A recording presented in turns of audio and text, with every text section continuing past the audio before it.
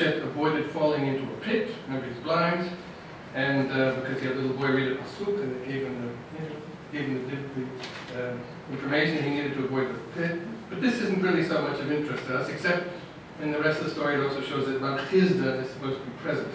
Now, what is interesting to us, and it's important, is another narrative earlier in the same passage of 67b about Amram Chasida, who was persecuted by the servants of the Exarch. Now, this is this passage. And this is important to put these things together. So when the household of the Exarch wanted to afflict, there's our word again, Mitzarino. They wanted to afflict Mitzarino, they wanted to afflict him, Amram, the Chassid. They made him lie down in telek, in snow, supposedly, as it's translated. Traditional translation, they made him lie down in snow. And the next day, he said, "What would you like?" They would say, "What would you like us to bring you?" And he said, well, thought to himself, whatever I tell them to bring, they're going to bring the opposite. So he said, "Bring me sumaka, bring me lean meat on coals." Red meat on coals and diluted wine. And of course they brought him just the opposite. They brought him fat meat on coals and undiluted wine. So this is the interesting story. Now, here's the question. We start off now having these interesting questions. So the household of the Reish Galuta wants to afflict Rav Amram, using the same word. What do they want to do? They want to actually make him ill. What do they do? So according to most translations, like, well, many of them, they force him to lie in the snow, or they covered him with snow. But the snow is not really a very easy thing to come by in Babylonia. And it's pretty clear from this passage that on the same page of the Gemara, that there is a medical recipe on the same page of the Gemara for Talga, which is chills. In other words, they want to send him to bed with chills, shivering. They want to make him sick, give him a cold, make him have a cold. That's really what they want to do.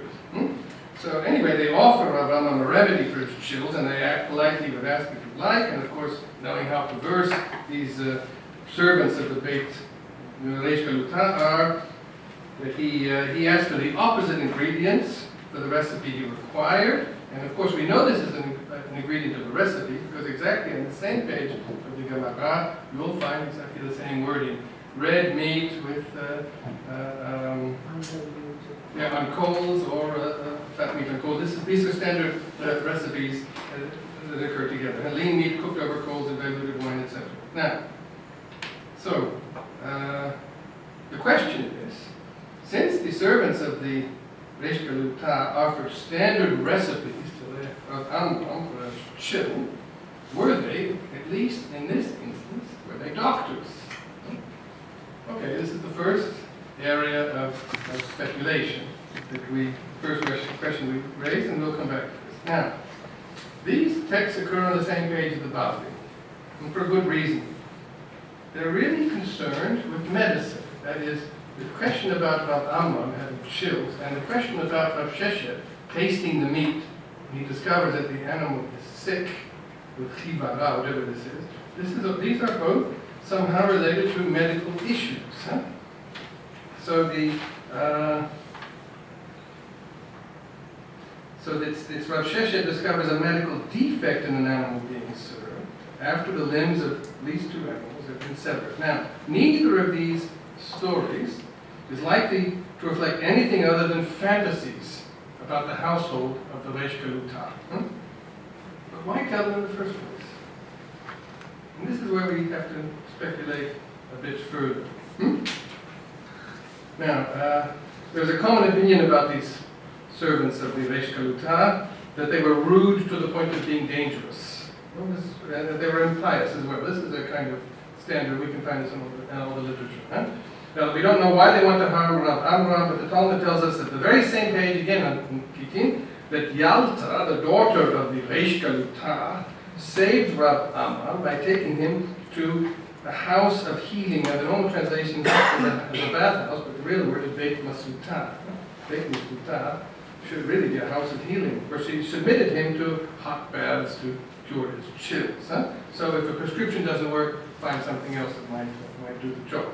But as for Rav Sheshet's encounter with the servants of the Resh Galuta, the usual understanding of the story conforms with the assessment of the medieval commentators, that the issue here was kashrut, and that Rav Sheshet refused to dine with the Resh Galuta because his servants did not observe kashrut and were accustomed to serving meat which had been extracted from live animals.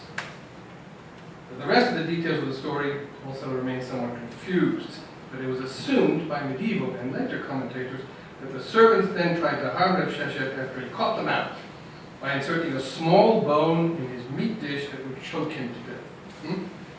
But actually, there's no mention of a bone in this passage. That's the interesting thing, And finally, there's a question about they accuse Rav Sheshet of stealing a goblet, and then when that fails, they say he doesn't really wish to dine with the ex-Lord, but only to come and vex us. Vex us, and this is important, we'll come back to it. The entire episode ends when Rav Sheshet appears to discover leprosy, as it's interpreted, in the meat which is being served.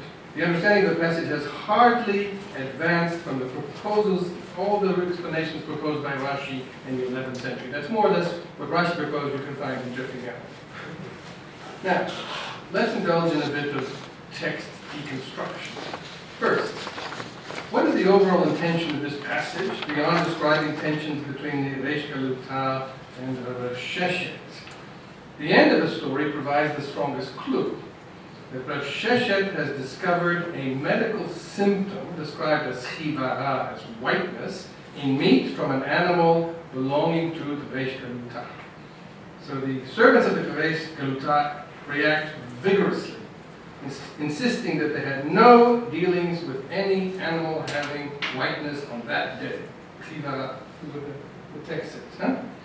They presumably assumed that on other days they did encounter animals with this same problem. On that day, they said they never had an animal with chivara. So there's no contest here.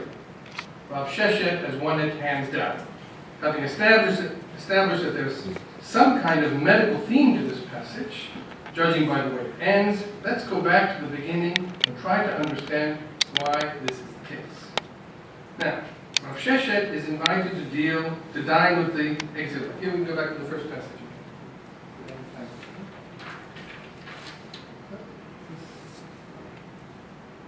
Yeah, first passage. Now, he refuses to dine because he doesn't approve of the probity of the Resh Galuta. Why? Because they're guilty of Eva Melachai. A great taboo. This is a great taboo, Eva Melachai. Taking flesh, usually for consumption, from a living animal. Now, this is like the Sheva Mitzvah B'nai Noach, apply to all mankind. And this is really a basic taboo, along with murder, incest, theft, perversion of justice, Eva Menachai, Sheva Mitzvot. So why would the Resh Galuta be involved in Eva Menachai? This is the first question. Now, but after Rav Sheshet's clever ruse, when he tricked the servants into revealing their practice of dissecting live animals, he's then again invited by the Resh Galuta to dine. And this time he accepts. Is this credible?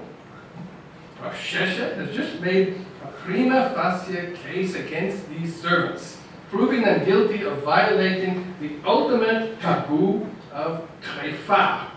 Of course, treifa, the classic term for treifa, is something being torn off. That's what treifa really is, isn't it? So the word treifa really means one not allowed to eat meat which has been torn off by another animal as prey. That's treifa.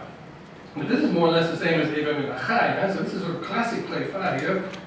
He's discovered that they're guilty of classic treifa, and yet he agrees to eat. So even after he's proven his point that the servants of the Resh Galuta indulge in treifa, would he really agree to dine at their table? Hardly likely. So it seems highly improbable that this story revolves around kashrut, or standards of kosher dining, could we say. It seems totally out of the question. So what is this story all about? If not about dining. So let's go the details, review the details once again. The story begins with the Reish Galuta asking Rav Sheshet why he never dines with him. And the word dining is really crucial here.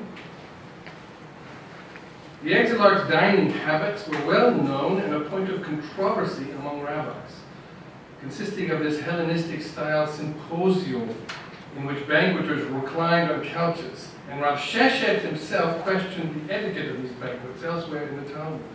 He wasn't very happy about this. It's a Sudan. And when Rav Sheshet refuses the invitation and explains why, we imagine in our minds, this is the problem, that a dinner is already being prepared somewhere in the kitchens of the Reish Galuta, and which Rav Sheshet will demonstrate why it's not kosher. He begins by telling his own servant, go steal this leg, the leg of an animal, and we're not told whether it's from a live animal or a dead animal. And then it's extraordinary enough, it is extraordinary enough that Rav Sheshet asks his servant to go and steal something in the first place. It's hardly appropriate for someone trying to prove that his adversary is unethical. Yes? But it's even less likely that Rav Sheshet would have asked his servant to steal a limb from a live animal, considering his accusation against his opponents. So we imagine that Rav Sheshet's servant surreptitiously sneaks into the palace kitchen and steals an animal leg being prepared for some